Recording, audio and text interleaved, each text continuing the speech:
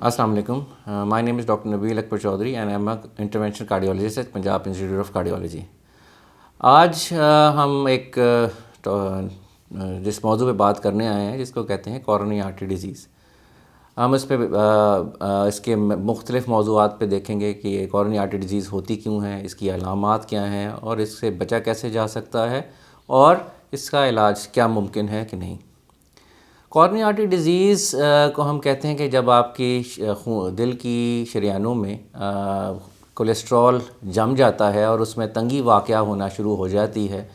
وہ آپ کو انجائنا کی صورت میں بھی آ سکتی ہے، اٹیک کی صورت میں بھی آ سکتی ہے، یا ڈفرینٹ علامات کی صورت میں بھی آ سکتی ہے. اس چیز کو ہم کورونری آرٹری ڈیزیز کہتے ہیں.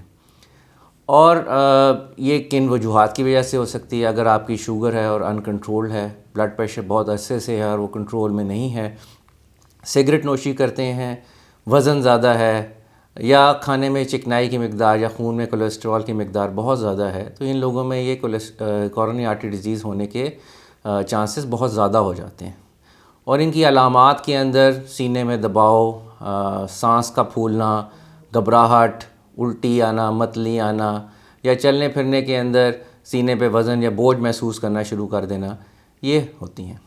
تیسرا اس کے علاوہ کہ کیا اس سے بچا کیسے جا سکتا ہے.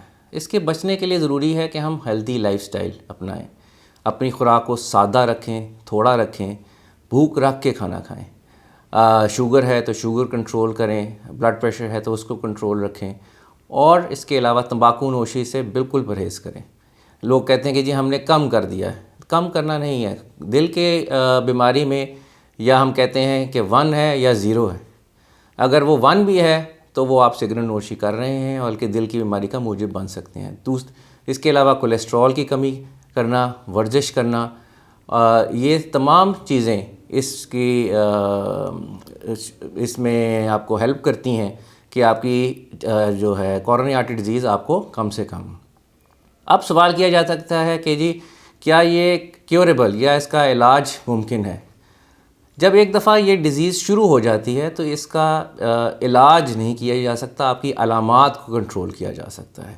مثلا دوائیوں سے آپ کی سانس کو پھولنا کم کیا جا سکتا ہے، دل کی درد کو کم کیا جا سکتا ہے، خدا نہ خواستہ اگر نالیاں بہت بند ہوں تو ان کو اسٹینٹ یا بائی پاس سے کھولا جا سکتا ہے. لیکن کیا یہ بیماری ریورس ہو جائے، یہ ایک ابھی تک ممکن نہیں ہے، اور ابھی تک ہم ان کی علامات کو کنٹرول کر سکتے ہیں. تو اس لیے ہم یہ کہتے ہیں کہ اس بیماری کا سب سے بہتر علاج ہے کہ اس کو ہونے ہی نہ دیا جائے.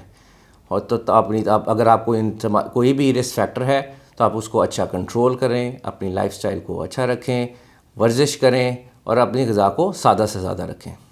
Thank you very much.